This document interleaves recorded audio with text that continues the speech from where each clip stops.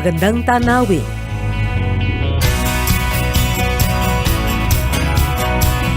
Payapang kapaligiran.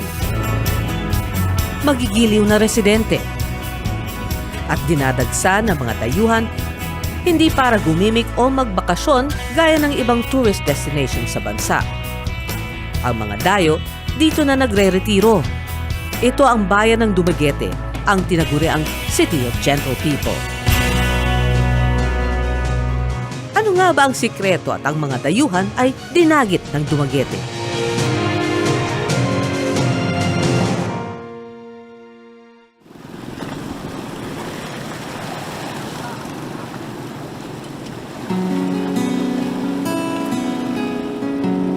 Araw-araw ganito ang eksena dito sa Rizal Boulevard sa Dumaguete City.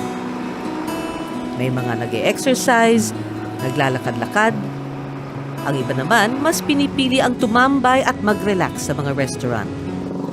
Dito, kapansin-pansin ang tila paglaki ng populasyon ng mga expat sa probinsya.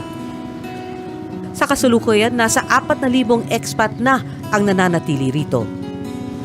Nagsimula raw ang pagdating ng mga dayuhan taong 2005 at mula noon, tuloy-tuloy na ang pagdagsa ng mga banyaga. Di gaya ng mga mas kilalang destinasyon sa bansa gaya ng Boracay, Palawan o Cebu, naiba raw talaga ang charm ng Dumaguete. Windows there. Patunay nga rito ang Swiso na si Gunther Sanin. Kwento niya, nalibot na niya ang buong mundo pero dito siya sa Dumaguete tunay na nahumaling. Pati na rin sa mga Dumagueteños. But nothing can beat the Philippines in terms of hospitality, being friendly, having a super attitude against foreigners, and I was placed on my first travel here in Dumaguete and secure. Dumaguete was from the beginning on my favorite. 11 taon nang naninirahan sa bansa si Gunther mula nang mag-retiro siya sa pagiging chef sa Austria. Dito, kasama niya ang kanyang asawa na si Feli Sanin at ang kanilang anak na si Adrian. Pero bakit nga ba nahuhulog ang loob ng mga tulad ni Gunther sa Dumaguete? Number one, Dumaguete has everything that you need, even as a foreigner, with medical. We are all a little bit older, so we need medical treatment. We have super hospitals here, we have Silliman here, we have shopping malls here. They already adapted that we can buy there. The market, the food. It is definitely a destination, and of course, you're looking at your wife. yeah, of course. Then I met my wife, and this was the start of a really good and bright future in the Philippines. Kaya hindi rin nakakagulat na napabilang ang Dumaguete City sa listahan ng pinakamainam na lugar para magretiro ayon sa Forbes magazine. You can see this is one of my friends already on the market.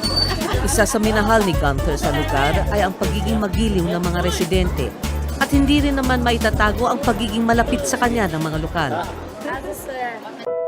Bukod pa dyan, dagdag appealing factor raw sa Dumaguete ang pagiging university town nito. Ito raw kasi ang susi kung bakit mas edukado at bukas ang mga lokal sa pagtanggap sa mga dayuhang tulad niya.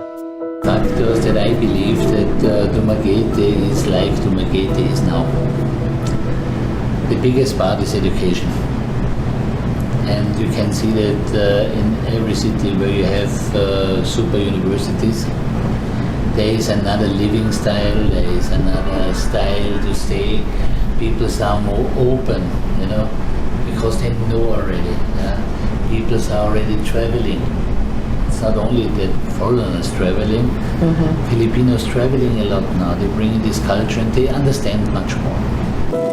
Dahil sa dumaraming bilang ng banyaga, nagdesisyon si Gunther at Feli na magtayo ng isang restaurant. Ito nga ang Casablanca at ang kanilang culinary school. So you're saying that people can get the same gastronomical experience or food and wine experience here in Dumaguete than they would in Manila? At the moment, yes. Definitely. Our target is to be here for the Filipino market. And I think we are in the right position. You can see that already in the restaurant. that about 70 to 80% of our customers are locals or people who are coming back from Cebu, from Manila, and the foreigners who are relocating now. Because plenty of people coming from Cebu, from Manila. It's too crowded, it's too much traffic, it's too much stress for them, and they want to have a little bit of peaceful city. Okay. In this case, we are in good hands here. Ang Casablanca naging hangout na rin ng mga retired senior citizens. At isa nga sa mga parokyano niya ay ang Briton na si Edward Hopkins. Retiradong guro sa England itong si Edward at aminado siya na suntok sa buwan ang paninirahan niya sa Dumaguete. Nalaman niya lamang ito dahil sa pagkakabilang ng Dumaguete as a retirement haven sa buong mundo. I've said that Dumaguete is the number 5 place to be in the world for retirement. So very high rated. Do you agree? I agree. I've been to one of the other places and in Thailand. I agree. Chiang Mai. Chiang Mai. You've been to Chiang Mai, but you thought Chiang Mai was inferior to Dumaguete? Yes, because the language and the heart of the people.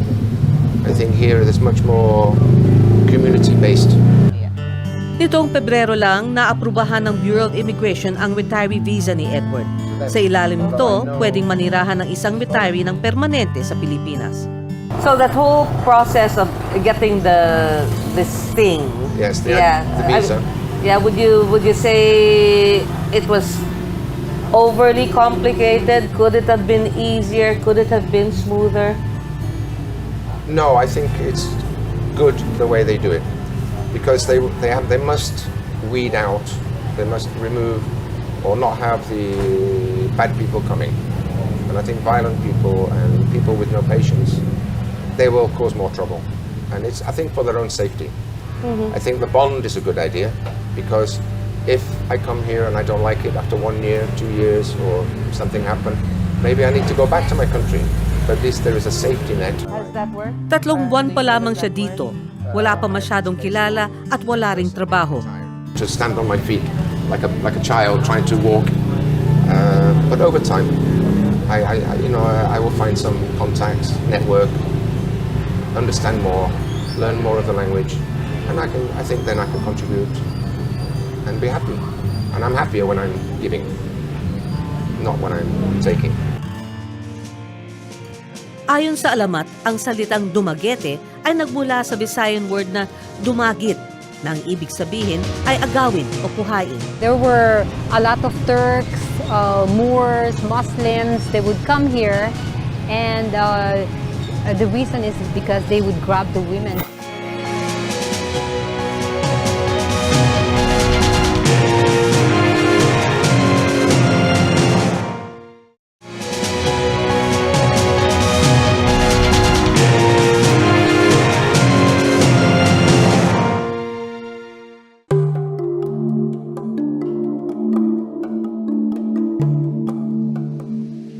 Ayon sa alamat, ang salitang Dumaguete ay nagmula sa Visayan word na Dumagit, na ang ibig sabihin ay agawin o kuhain.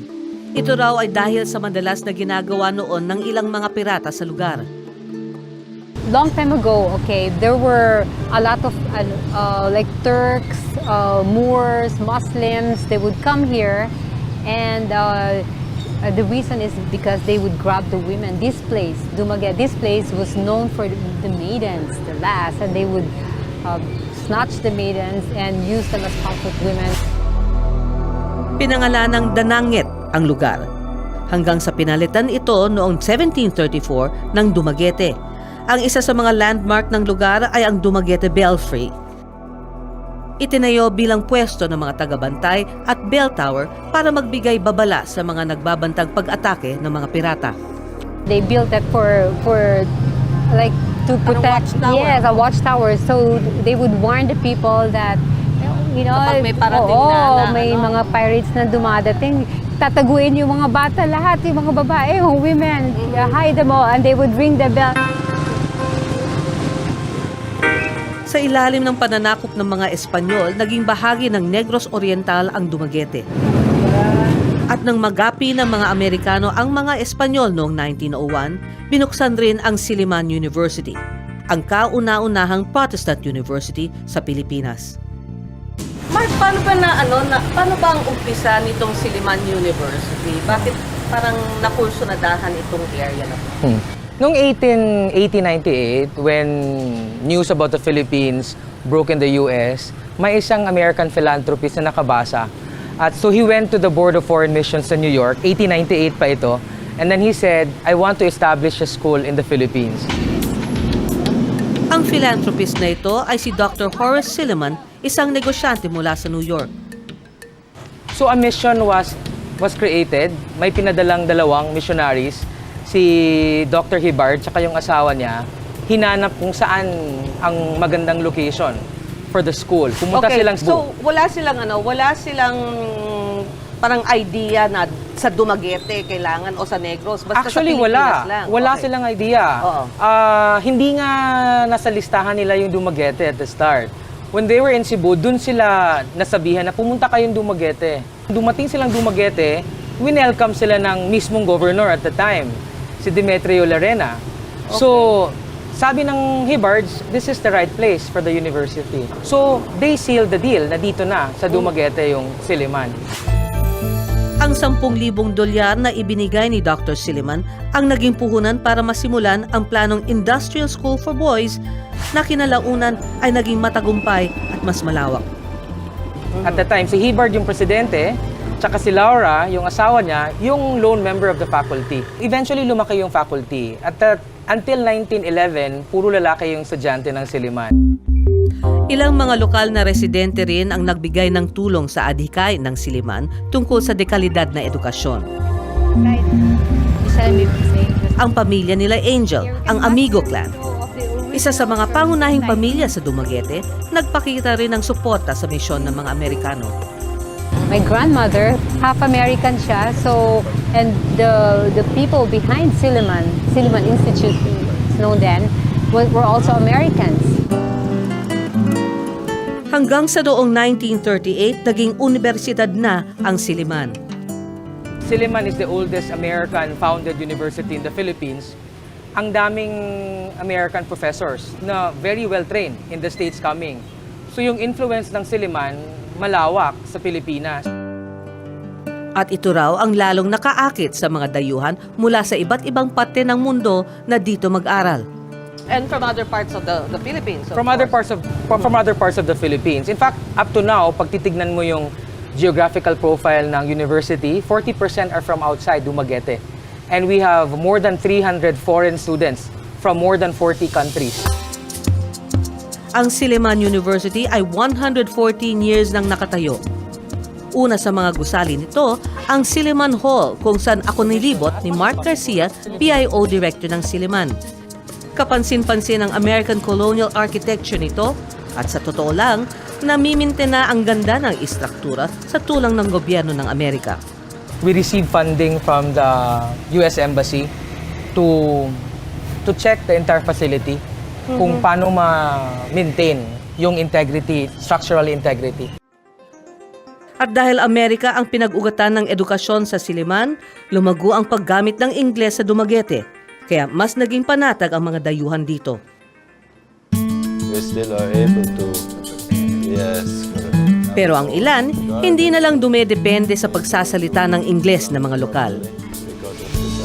Dili nagganahan only Dumaguete ang tanan sa Pilipinas, pero mas tiyada ang Negros because of dagang tubig, walay bagyo. Nakilala namin si Adrian Schmassman o Addy, isang Swiss national. Imbis na puro Ingles ang gamitin sa pakikipag-usap sa mga Dumagueteño, ay nagdesisyon siyang aralin ang Bisaya. Natutunan na niya ang lengguwahe sa loob ng 8 taong paninirahan sa Dumaguete, kung saan niya piniling mamuhay sa halip na sa lupang sinilangan. So, mas tiyada dere. Og dagan na foreigners dere. Sa ilang beses na pagpapabalik-balik ni Adrian sa Pilipinas, dito na niya nakilala ang napangasawang Pinay. Sila ngayon ay may 2 anak at may isang resort sa Bakong.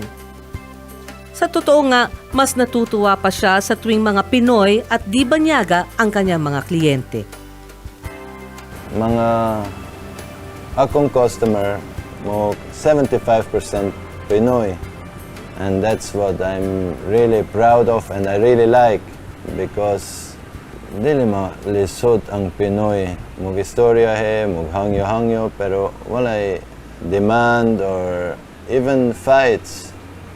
Foreigners, they come, they don't like the place, then they write in the internet, in the forum, or even fights. Whole family is really...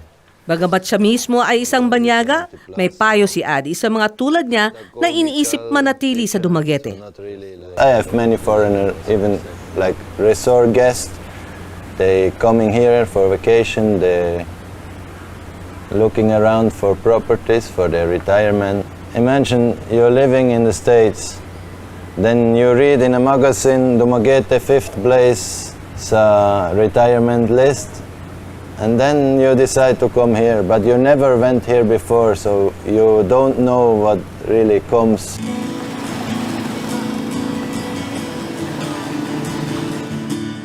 Ayon kay Adi, hindi dapat magpadalos-dalos sa pagpili ng lugar kung saan magre-retiro. Kailangan itong pag-aralan at paghandaan para maiwasan ang pagkadismaya. If you don't like it here anymore, don't start to complain about the Philippines. Better the last money you have, spend it for your ticket and go back home. Si Robert Wolf ay isang abogado sa New York na ngayon sa Dumaguete na rin nakatira.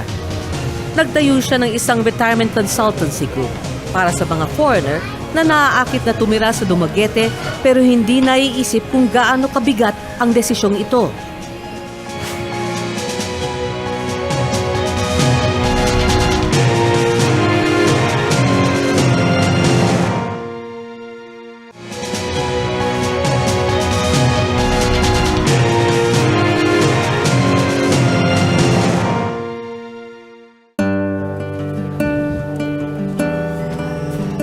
Ang pagiging abogado ni Robert, nagagamit rin niya madalas sa pagpapayo sa iba pang expats.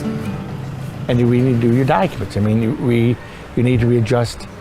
You need to do planning because you're in a different location, different rules to make sure that you haven't overlooked something. At syempre pa, marami sa mga kasong nahahawakan niya ay nagbunga sa pagkakaroon ng mga banyaga ng kinakasamang Pinay. If you have a retirement plan, like a 401k or qualified plan, you've got to change the beneficiary designation.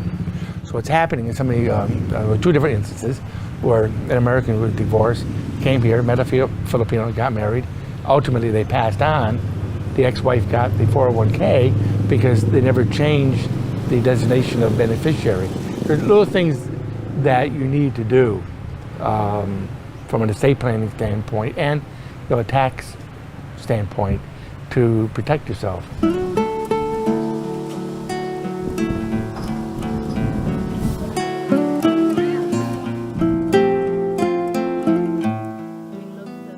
Pero hindi lahat nadadagit lang na manatili dahil sa mga Dumaguetenya.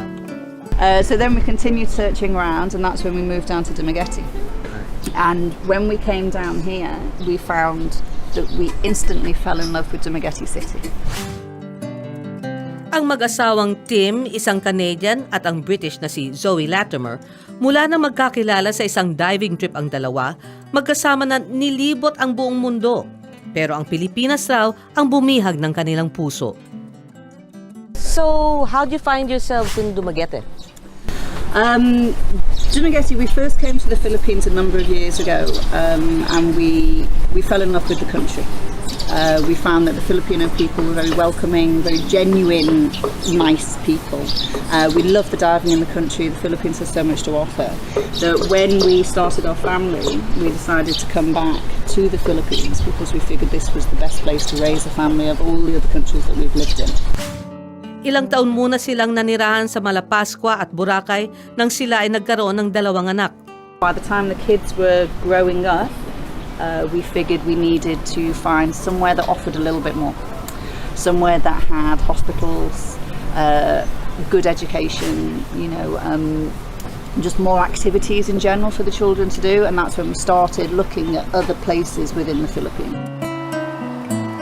Hanggang sa minsan raw silang bumisita sa Dumaguete. Dito na rin nagdesisyon sila Tim at Zoe na magtayo ng sariling dive resort. We kind of wanted to transition from working for someone else to setting up our own thing. And after 10, 12 years in the dive business, we thought maybe we take the ideas and benefit ourselves rather than just working for a paycheck. It also gives us a little bit more stability with the family unit that, then we're secure in our job. Sa halos 10 taon nila sa Pilipinas, ito na ang resort na kanilang pinaghirapan na patok sa mga locals at foreigners. At ngayon ay may ginagawa ring expansion dito. In comparison to England and comparison to Canada, it is a lot cheaper to build construction here. Kahit nasa mid-30s pa lamang ang mag-asawa, desidido na silang dito tumanda. It's a big town in a small city. It has all the amenities that you need. It's got great hospitals. It's got the airport, which we're hoping soon to expand to an international airport. It's got the pier, and it's got some wonderful schools. We found the property here also to open a business here was much more on our level than Boracay, which is extremely expensive. Hi, I'm Quinn. Hi, nice to meet you, Alan. At pati ang mga magulang ni Tim, naengganyo na ring dito mag-retiro. You can do anything here that you can there, but I can wear flip-flops all year round. That's great. I don't have to wear snow boots. Anything for you in particular? Of course, there's always something that you miss, but it's nothing that I have a desire to go back to. You miss your home, you miss the street that you lived on. I miss my car, I miss my garage, my tools. You do miss those things because you don't have them here, but it's not something that's I desire to have back. Para sa mag-asawang Tim at Zoe, ito na ang kanilang tahanan. This is home. The Philippines is home. People ask us a lot, when are you going back home to England and Canada? And it's, no, this is where we live, this is our home. And this is the only home the kids have ever known. So for us to go home is to come back here. Para kay Fred Block, nagkataon lang na tubong Dumaguete ang kanyang napangasawa sa Amerika na si Hedy. Pero noong 2008, nang isama ni Hedy si Fred sa pag-uwi sa Dumaguete, napagdesisyonan nilang wag nang umalis. Dahil dito, may puwang ang kanilang mga hilig. Isa na rito, ang boxing. Kahit noon pa sa Oxnard, California, itinataguyod na nila Fred at Hedy ang amateur boxing. At saan pa nga ba mas mainam na ipagpatuloy ang adhikaing ito, kundi sa bansang pinanggalingan ng mga pinakamagaling na boksingero sa buong mundo. And if a kid has a great role model such as Manny Pacquiao, before him Flash Gabriel Lorde, these are people that inspire. In the world, boxers are well known. Para kay Fred, ang kanyang pagmamahal sa Dumaguete, kaakibat ng kanyang kagustuhang hubugin ang pagkatao ng kabataan sa pamamagitan ng boxing. I hope that we can continue to gather broad support that the children who have a dream in an individual sport to learn the lessons of life and have some very good God-given skills and are coached successfully that can keep focus to not only have a great amateur career, but perhaps be that special that they can shake the world. Susunod sa kaya, malaking hamon ang panatilihin ang karakter at kultura ng Dumaguete. The culture should stay. So we have to, kasi in every city and municipality, I believe it should maintain its character. Character in a sense that should not be changed. Dumaguete is Dumaguete today because of what Dumaguete has been.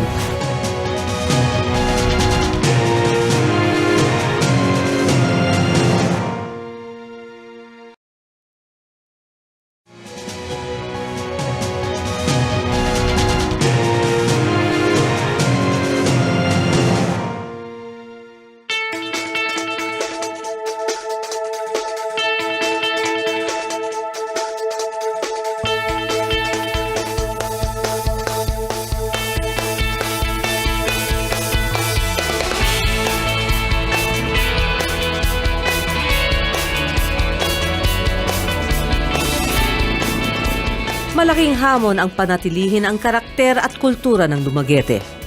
The culture should stay. So we have to, kasi in every city and municipality, I believe we should maintain its character. Character in the sense that should not be changed. Dumaguete is Dumaguete today because of what Dumaguete has been there for the last so many years, especially Siliman. Para sa mayor ng lungsod na si Manuel Chiquiting Sagarbarya, dapat hindi mawala sa pagkakakilanlan ng Dumaguete ang pagiging simple nito. Bagay na naghikayat naman talaga sa mga expat na dito na manuluyan. We are so proud of it that we are a very academic city. So, and we want to maintain that. That should not be changed. More students coming here to educate them. And of course, not only in, as I call, the reading, writing, and arithmetic, not only on academics, but also on culture and the arts. Kaya naman ang komersyalismo tila matumal at hindi basta-basta nakakapasok. Pagcor came to me, wanted to put up a casino. So the very first thing I did, I don't think so the church is going to like this. The bishop said, Mayor, I would be very happy if you do not allow that. Ang mga paaralan gaya ng Siliman nakikiisa rin sa paninigurong hindi masisira ng pag-unlad ang kultura ng lungsod. Yung mga tao dito, very socially active. Pag may isang issue that would be detrimental to the environment or nakakakos ng threat to well-being, merong grupo yan na magda-drum up ng noise to call the attention of the city and the public to go against it or at least to seek clarification. That's a conscious effort among the business establishments in Dumaguete. Kwento pa ni Mark, kinokonsulta pa raw ng mga investor ang mga paaralan sa tuwing meron silang plano. In fact, pag may mga investors na pumupunta dito, interestingly, they don't only approach the Chamber of Commerce. Hindi nga lang gobyerno. They touch base with the academic community na rin to get a better sense of how we perceive or define sustainable development. Gaya ni Mayor at Mark, suportado rin ng mga expat ang pangangalaga sa lugar. Si Gunther, hindi papayagan na masira ang imahe ng gentle people. The quality of the city is so high that this crowd, what you mean now, and we can talk open about this industry.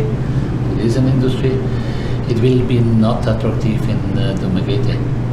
It is not Makati or these special streets in Cebu, like Mango Avenue, etc. Dumaguete will be never like this. Sa kabila ng pagpapanatili ng karakter ng lugar, inaatupag din ni Mayor Sagarbarya ang pag-upgrade ng pasilidad para sa inaasahang pagloba ng populasyon ng mga expat bunga ng paglathala ng Forbes magazine. No matter what, once people retire, they need the facilities for a person who wants to retire. So those investments can bring in those facilities.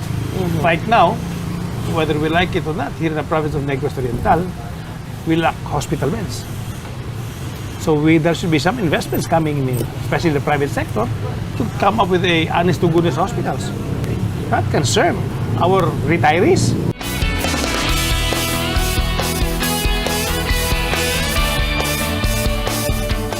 Hindi naman may tatanggi na bumaliktad na ang sitwasyon ng Dumaguete. Kung dati naging pugad ito ng mga piratang nangaagaw ng babae, ngayon mismong ang lugar ang nahalina ng mga dayuhan. Pag pupunta sila ng Dumaguete, there's something in the place that lures them to come back. Yeah, they always come back here. There's a charm. They long to be here again. So maybe that's part of the name Dinagit also. Not only is the word Dinagit to snatch because of the pirates snatching the women and children, Dinagit is also the charm of the city itself because they snatch your heart. Your heart, yes. This place really has a charm, and you will never, anybody who's been to Dumaguete will never forget the place.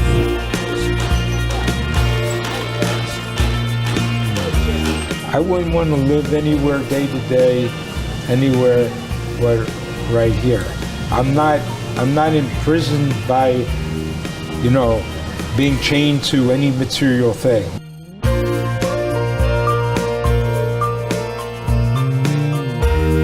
for me, I could never go back because first, the people are so busy and it's very easy. In the Philippines, the people walk all like this. In Europe and in the States, all like this. And I cannot walk the whole day around and only see sad faces.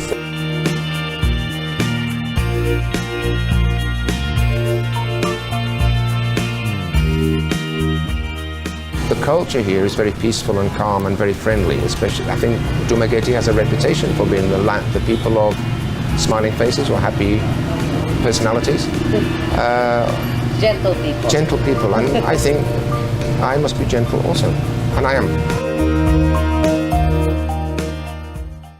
Maraming dahilan para mahalin ang Dumaguete. Kaya naman, di malayong tuluyang nabihag ang puso ng mga dayuhang piniling manirahan dito. Pati nga rin puso ko, nadagit eh.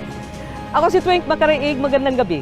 Sa Boulevard sa Dumaguete, aligre kada gabi. Balot mo do, tempora mo day. Vendors bugay. Kung sa biyay dunay vendors, dili ka magutman. Vendors bugay. Mukaon ka timog-timog sa vendors na lang.